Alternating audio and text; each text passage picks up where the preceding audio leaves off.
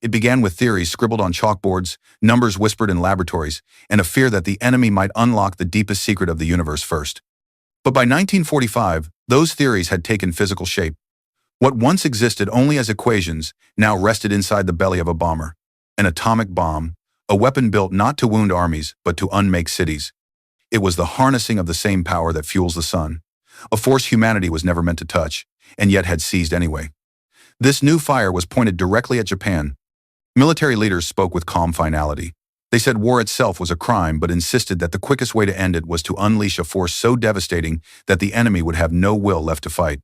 America stood ready to destroy every major industrial and military center in Japan if necessary. The message was unmistakable: accept surrender or witness destruction unimaginable in the history of warfare. Behind these statements was confidence mixed with dread. Confidence in the weapon they had built, dread for what it meant about the future. The world was about to cross a threshold from which it could never turn back. On a dark Pacific island called Tinian, in the early hours of August 6, 1945, a silver B-29 bomber waited beneath floodlights. Its engines were silent for now, its fuselage gleaming like a polished blade. Painted on its nose was a name soon to be etched into history: Enola Gay. 11 crewmen moved around it in the warm night air, preparing for a mission unlike any ever flown. Inside the aircraft hung a bomb that looked dull, clumsy, even unimpressive. But inside that metal shell was a concentration of energy capable of burning a city to its foundations in an instant. Their target lay hundreds of miles to the north, a place that, at this moment, slept beneath a peaceful blue sky: Hiroshima. Yet this story did not begin on the runway that night. It began years earlier, with a different morning, when the world was thrust into war in a single violent moment.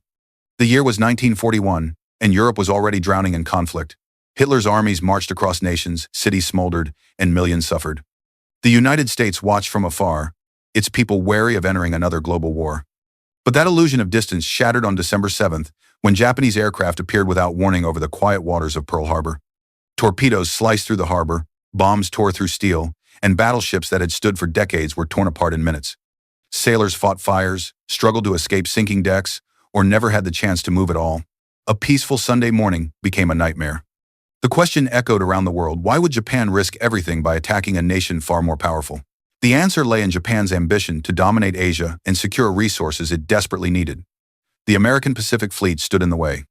If Japan destroyed it in one sudden, overwhelming strike, they believed they could secure their empire before America could rebuild. It was a gamble shaped by arrogance and desperation. On December 8th, President Franklin D. Roosevelt stood before Congress, steady but fierce, and declared that a state of war now existed between the United States and the Japanese Empire. The attack, he said, was a date which will live in infamy. America awoke, wounded but galvanized, and thundered into a conflict that would reshape the world. The fighting in the Pacific soon became a series of brutal battles over islands, tiny pieces of land transformed into hellish arenas. On Iwo Jima, American Marines crawled across volcanic rock while entrenched Japanese soldiers refused to surrender. On Peleliu, entire battalions were torn apart on ridges and coral plains. On Okinawa, civilians were caught between armies as artillery blasts shook the island day and night. The cost in lives was staggering. The deeper American forces pushed toward the Japanese homeland, the clearer the truth became: Japan would not surrender easily. Every mile forward was paid for in blood. While the Pacific burned, in Europe, Adolf Hitler watched Japan's actions with grim satisfaction. He had not known about the attack on Pearl Harbor beforehand, but when he heard the news, he welcomed it. He saw the United States as another enemy to crush and believed that if Germany and Japan pushed simultaneously, they could challenge the entire world. Hitler had built his empire through surprise attacks and disregard for diplomacy. In Japan, he saw a mirror of his own brutality. Meanwhile, whispers reached American ears, whispers carried across oceans by refugee scientists fleeing Nazi-controlled Europe. Germany, they warned, was experimenting with nuclear fission. If the Nazis understood how to harness that energy, they could create a bomb capable of annihilating entire cities. Even though Germany's actual nuclear program was disorganized and crippled by internal conflict, the Americans did not know that. They could not take the risk. So, in 1942, the United States launched the Manhattan Project. It was not simply a scientific undertaking. It was a national mobilization of intellect, industry, and secrecy. Entire towns were built from nothing. Laboratories rose in deserts and forests. Miles of pipe, cables, machinery, and guarded perimeters appeared almost overnight.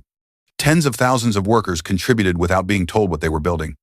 Only a select few scientists, Oppenheimer, Fermi, Teller, Bohr, Lawrence, understood the true nature of the mission: to unlock the power of the atom before Hitler did.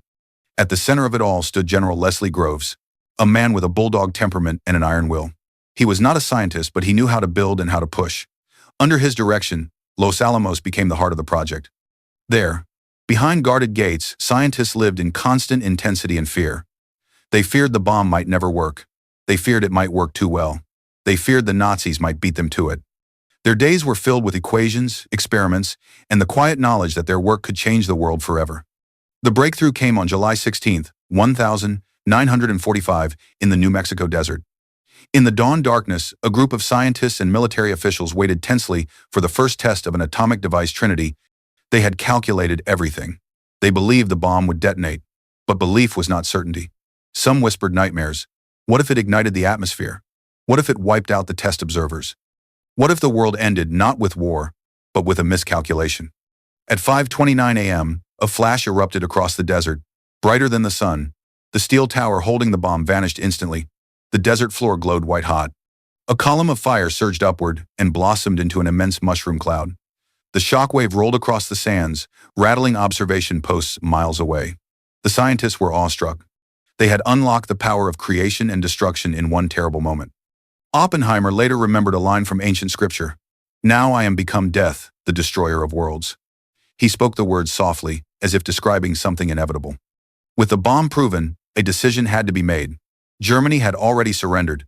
Hitler was dead, but Japan showed no signs of yielding.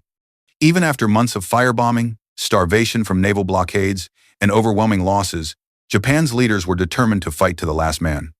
American planners estimated that an invasion of the Japanese home islands could cost millions of lives, both American and Japanese.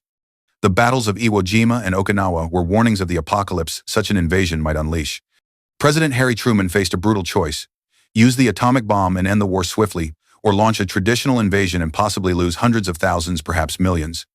He believed using the bomb would save far more lives than it ended. Some historians argue, many still debate, but in Truman's mind, the decision was a grim necessity. And in the shadows of this decision was another thought. For a single moment in history, the United States was the only nation with this unimaginable power. Using it would send a message to the world about the dawn of a new age. The first target chosen was Hiroshima. And as the Enola Gay times climbed through the warm Pacific night, 11 men carried a weapon that would reshape humanity forever. The world, still asleep in many places, had no idea that the sun rising on August 6 would not be the only dawn that day. Here is ***, Module 2, rewritten again: cinematic, emotional, dramatic. NO headings, no section breaks, ***, around ***, 1,500 words, ***, completely fresh but keeping the same story in sequence. The decision to target Hiroshima settled in the air like an invisible weight. It was chosen not only because of its military importance, but because it remained untouched by the firebombings that had destroyed so many other cities. That made it a perfect place to study the effects of a weapon no human being had ever seen unleashed over a real, living population. As the weeks slipped into August, the pressure inside the command rooms grew heavier. Japan had refused the Potsdam Declaration. Every sign from Tokyo showed defiance, not surrender. So the preparations moved forward with a steady, unstoppable rhythm. On Tinian Island, the heat clung to everything. The runways shimmered under the sun. Crews worked quietly but relentlessly, knowing they were assembling something the world had never imagined. In sealed hangars and guarded workshops, bomb experts from Project Alberta tightened bolts, checked circuits, and handled pieces of uranium as if they were dealing with volcanic hearts. They were. The bomb's final components had arrived aboard the cruiser USS Times Indianapolis * in a voyage so secret even the ship's commander had not been told what he carried. Only days later, that same ship would be sunk on its return journey, leaving its crew adrift in the Pacific, unaware that they had delivered the final key to the most catastrophic weapon ever built. With each passing day, the tension around Tinian thickened. Conversations grew shorter. Movements became sharper.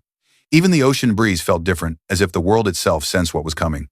Every step, every signature, every bolt tightened was a step closer to a moment that would split history into a before and an after. On August 4th, General Curtis LeMay signed the final written orders for the atomic strike.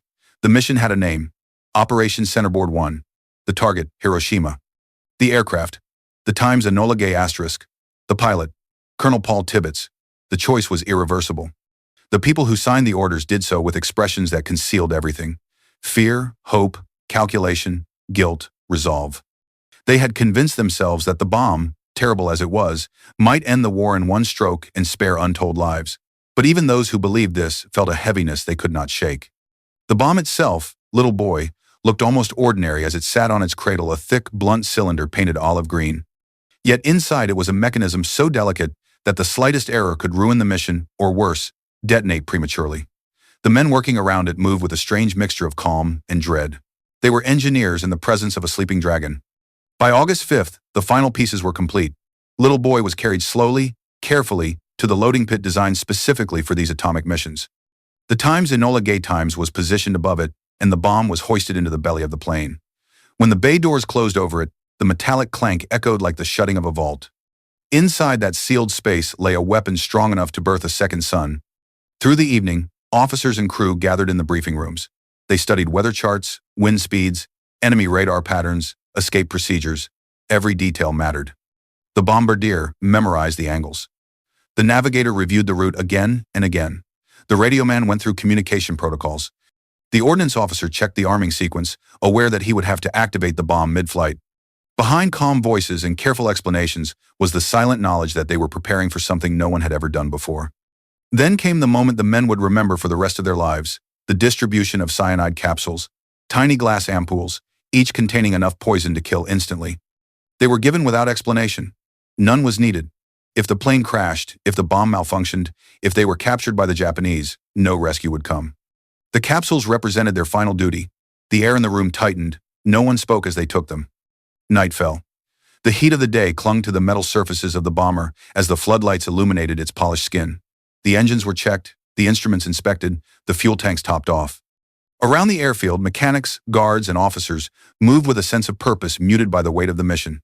Tinian felt like a stage on which the actors were preparing for a performance none wished to give. At around midnight, the crew tried to sleep, but sleep did not come easily. Some lay awake staring at the ceiling. Others closed their eyes but drifted only into shallow, restless dozing. Thoughts flickered: family, duty, fear, history. When the wake-up call came hours later, it felt too soon. Dawn was still far away. Breakfast was served: eggs, toast, bacon, coffee. A strange attempt at normalcy on a morning that would not be normal in any way. Some men forced down a few bites. Others stared at their plates. Conversation was minimal, reduced to practicalities. They dressed, collected their gear, and stepped into the humid darkness. Walking toward the plane, the crew members felt the strangeness of the moment. The bomber waited under bright lights, silent and gleaming, like a monument. A machine built for war, standing at the brink of something no machine had ever done. Colonel Tibbets climbed aboard with a face carved in determination. The others followed, each man crossing the threshold into the aircraft, knowing that the next time they stood on solid ground, the world might be forever changed. At 2:45 a.m., the engines roared to life, shaking the very air around them. The aircraft rolled slowly, then gathered speed, its heavy load pushing the limits of what the runway could handle. The wheels lifted off only in the final seconds. The Times Enola Gay Times climbed into the Pacific darkness. Beneath them, the lights of Tinian faded away. Ahead was nothing but black ocean and the weight of destiny. As the plane leveled at 31,000 feet, the crew settled into their roles. The flight through the night was steady, rhythmic, almost strangely peaceful. The dull hum of engines, the occasional check over the intercom, the quiet ticking of instruments, these were the sounds accompanying the bomb as it traveled toward its target. Below stretched a boundless sea, smooth and silent. 3 other B-29 seconds flew ahead on reconnaissance missions, checking weather conditions over Hiroshima, Nagasaki, and Kokura. Their reports were brief and clinical. The one that mattered most came shortly after dawn. Hiroshima was clear. No cloud cover, perfect visibility. The sentence sealed the city's fate. Sometime around 4:15 a.m., in the bomb bay, Captain Parsons began the most dangerous task of the flight: arming the bomb. He crawled into the tight swaying compartment with Lieutenant Jepson beside him. In those cramped quarters, they replaced the 3 green safety plugs with red firing plugs. They worked slowly, carefully, sweat dripping despite the cold air at altitude. One wrong move could trigger a mechanism no one could control. 15 minutes later, the task was complete. Parsons exhaled a breath he didn't realize he had been holding. Little boy was now alive. Meanwhile in Hiroshima, morning routines unfolded calmly. Workers headed to factories. Children polished their shoes. Mothers prepared breakfast. Some residents noticed the air raid sirens at 7:09 a.m., but shrugged them off when the all-clear sounded minutes later. They were used to false alarms. Only 3 planes had been detected. No one expected danger from a small formation. By 8 a.m., the city was fully awake. Streetcars rattled along their routes. Trains arrived on schedule. Markets opened their shutters. The sky was clear and warm. Life felt normal in every possible way. But overhead, invisible and unheard, the Times Enola Gay Times was approaching. Colonel Tibbets guided the bomber toward its final course. Through the bomb site, Major Thomas Farabee saw the city spread below a lattice of streets, rivers, rooftops, bridges. He focused on the T-shaped Ioi Bridge, the designated aiming point. The crosshairs centered on it cleanly. No flak, no fighters, no resistance at all. At 8:14 a.m., the plane reached drop position. The bomb bay doors opened. A rush of cold air filled the compartment. Below, Hiroshima continued its quiet morning, unaware that death was now suspended above it. A mechanical click sounded in the bombardier's compartment.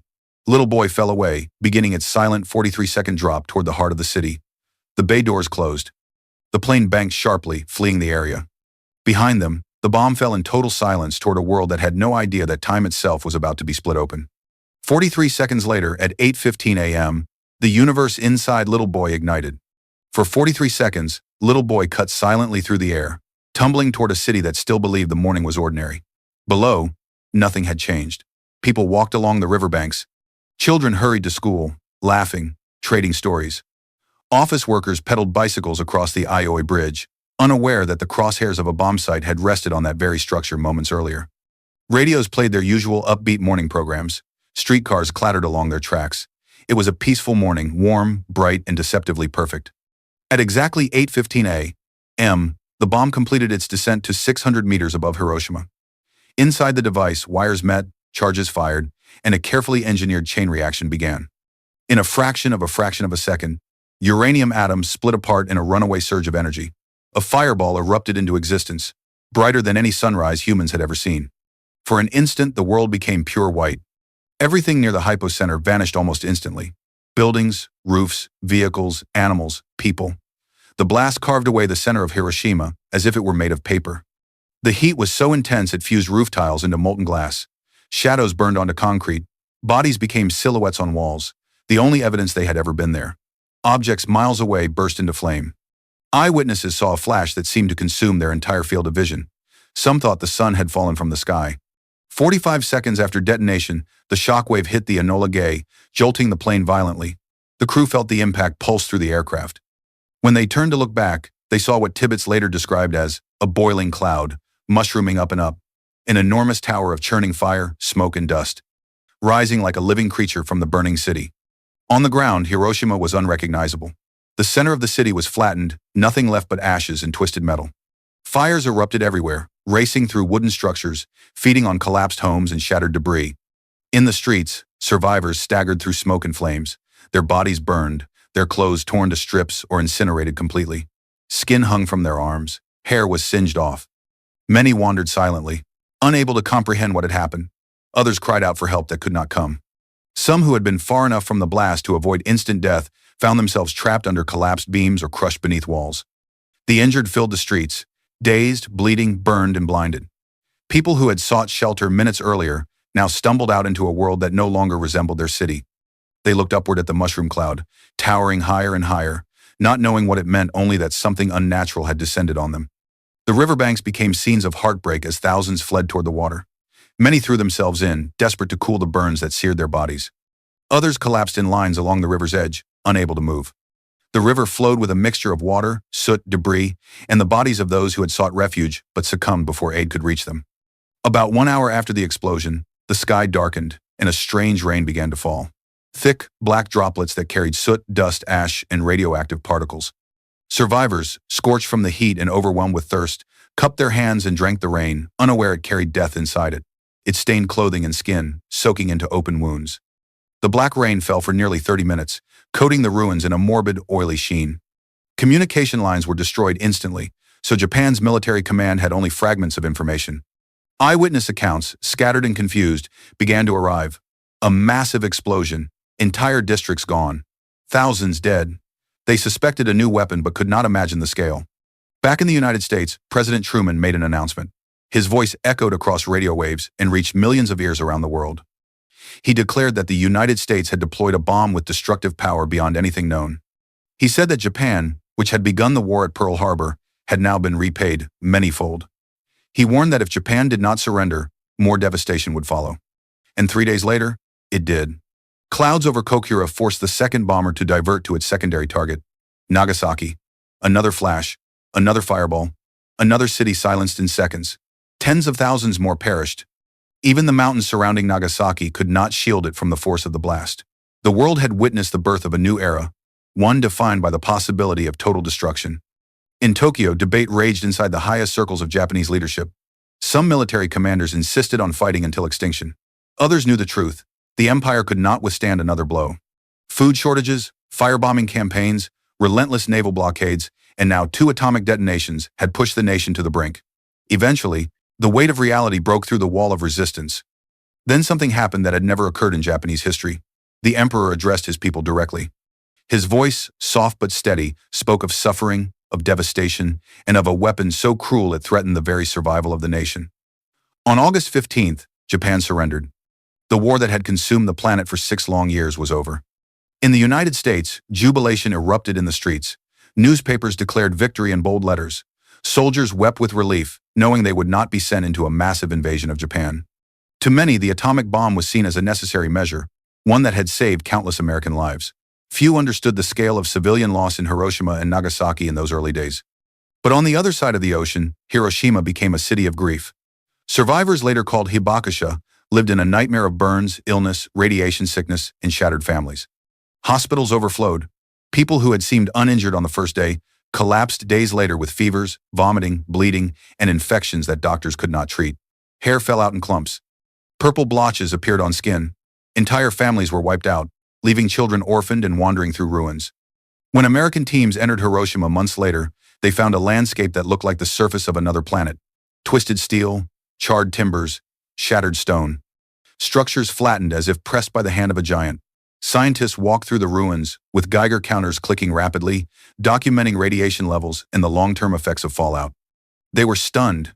Even those who had built the bomb had not fully imagined the extent of its destructive power. Early reports suggested the city might remain lifeless for decades. Some predicted that nothing would grow there for 75 years. But life defied those expectations. Green shoots pushed through the ash. Oleander flowers bloomed. They became the symbol of Hiroshima's rebirth, a reminder that even in the wake of total destruction, the spirit of life refused to disappear. One structure near the blast's epicenter remained partially standing, the domed shell of the Hiroshima Prefectural Industrial Promotion Hall. Its concrete skeleton stood eerily alone among the rubble. It survived where everything around it had been erased. In time, it would become known as the Atomic Bomb Dome, a silent monument to the moment the world stepped into the nuclear age. Hiroshima rebuilt, but it never forgot. The memory of that single morning, when time froze at 8:15, remains etched into its foundation. The story of Hiroshima is not just the story of a bomb. It is the story of humanity confronting its own power, its capacity for creation, destruction, and the fragile line between the two. When the fires finally died, and the mushroom clouds dissolved into the sky, the world stepped into a silence unlike any it had known. Hiroshima was still smoldering, a vast plain of ruins stretching in every direction. Survivors moved through the wreckage in slow, painful steps, as if trapped between life and death. Some searched for loved ones they already knew they would never find. Others lay on makeshift stretchers, whispering for water, unable to comprehend why their burns grew worse by the hour. There was no word yet for radiation sickness, no concept, no warning. Only suffering that deepened with every passing day. Families who had survived the initial blast watched helplessly as children who seemed unharmed collapsed days later. Fevers came suddenly, bleeding began without wounds, hair slipped from scalps, skin blistered again and again. Doctors and nurses, those who survived, worked until they collapsed, treating injuries they had never seen in any medical textbook. There were no supplies. The hospitals that remained standing were filled with ash. Bandages were improvised from scraps of fabric. Water was scarce. Electricity had vanished entirely. Across Japan, confusion wrapped itself around every military command post. Reports trickled in from Hiroshima, but the information was incomplete, fragmented, unbelievable. A single bomb had destroyed an entire city? Entire districts erased in seconds? They refused to believe it, until the same horror struck Nagasaki 3 days later. 2 cities gone, tens of thousands dead. The empire's illusions of resistance cracked instantly. Even the most loyal military commanders could not imagine a third strike. And so the emperor spoke to his people in a trembling voice, broadcast across the nation. He did not speak of victory or honor. He spoke of unbearable suffering and the existence of a new, terrible weapon whose power could extinguish Japan completely. It was the first time many Japanese citizens had ever heard his voice, and it came not in triumph, but in surrender. The war, at last, ended. The world erupted with relief, celebration, disbelief. In America, crowds filled cities, cheering wildly, waving flags, embracing strangers. They had lived through rationing, casualty lists, shortages, fear, and years of war. The news that Japan had surrendered spread like lightning. For millions of families, it meant sons would return. Husbands would come home. The fear of a costly invasion evaporated. Newspapers hailed the atomic bomb as the decisive blow that had spared countless Allied lives. But in Japan, relief did not come. Only devastation remained. Hiroshima and Nagasaki became graveyards scarred by something invisible and deadly. Survivors were shunned, feared, misunderstood. Many bore injuries that lasted a lifetime. Others suffered illnesses that doctors could not explain. Some never spoke of that day again, unable to relive the memory. When American occupation forces finally entered Hiroshima in October 1945, they arrived to a landscape beyond imagination. Not just bombed, but erased. Areas once filled with homes and shops had become open fields of rubble. Roads that had once bustled with people were now dusty scars in the earth. The smell of smoke and death lingered in the air even months after the explosion. American scientists walked through the ruins with notebooks and Geiger counters, measuring radiation, documenting the destruction, trying to understand the consequences of what they had built. One structure stood above the ruins like a ghostly skeleton, the domed frame of the Industrial Promotion Hall. Its steel ribs twisted, its concrete walls cracked but standing. Everything around it had been flattened. This eerie shell became the most haunting symbol of the atomic age. It remained standing not because it survived intact, but because it refused to disappear. The city later preserved it intentionally, naming it the Atomic Bomb Dome, a monument not only to destruction but to memory. In the months that followed, early reports predicted Hiroshima would be a barren wasteland for decades. Some scientists believed nothing could grow in its radioactive soil for 75 years. But life refused to obey those predictions. Within months, green shoots pierced the ash, grass returned. And then, astonishingly, bright pink oleander flowers blossomed among the ruins. Their color stood out against the gray devastation, like a whisper that life had not surrendered. Hiroshima adopted the oleander as its official flower, a symbol of resilience, rebirth, and defiance against annihilation. Slowly, painfully, the city began to rebuild. Roads were cleared, schools reopened, new houses rose from the ashes. For years, survivors carried the physical and emotional scars of what they had endured. They told their stories to their children and grandchildren, not to spread hatred but to ensure that no one would ever forget what a single weapon could do. Around the world, governments reacted with awe and fear. Scientists realized that humanity had crossed into a new age, one where a single bomb could erase an entire city, where wars could be fought not by armies but by flashes of light. Nations scrambled to understand this power, to replicate it, to control it. The arms race began as soon as the smoke cleared. The Soviet Union pushed its scientists harder. Britain, later France, later China, all sought their own bombs, all hungry for the same terrible power America now possessed. The world entered the nuclear age with trembling hands. Debates emerged: moral, political, scientific. Was the bomb necessary? Could Japan have been made to surrender without it? Were there alternatives? Some argued fiercely that the bomb saved lives by preventing a brutal invasion. Others insisted it crossed a line humanity was never meant to cross. The questions echoed across decades and still echo today. But no matter the argument, Hiroshima remained the proof, the lesson, the warning. As the years passed, survivors gathered each August to honor the dead. Lanterns were floated down the Motoyasu River, drifting through the evening light like souls returning home. Names were read. Stories retold. Prayers whispered. Children and grandchildren listened to elders who trembled as they spoke of the morning the sky turned white. And the world listened, too, sometimes reluctantly, sometimes reverently. Hiroshima transformed itself from a ruin into a living message. Its Peace Memorial Park grew where neighborhoods once stood. Museums displayed melted bottles, fused roof tiles, charred lunchboxes, watches frozen at 8:15. These objects became embodiments of a moment that had reshaped human destiny. They were reminders that technology without humanity leads only to catastrophe. The atomic age had arrived, but with it came a responsibility that humanity had never faced before, the responsibility to ensure its own survival. Hiroshima's story is not just the story of a bomb. It is the story of human power, its brilliance, its ambition, its cruelty, and its capacity to scar the world. It is the story of destruction and renewal, of silence and rebirth, of a city that rose again, not in spite of what happened, but because the world needed its reminder. And even today, when the clock strikes 8:15, there are people who pause, who close their eyes, who remember. Because the moment the bomb fell was not just a moment in history. It was a warning whispered across time. This must never happen again.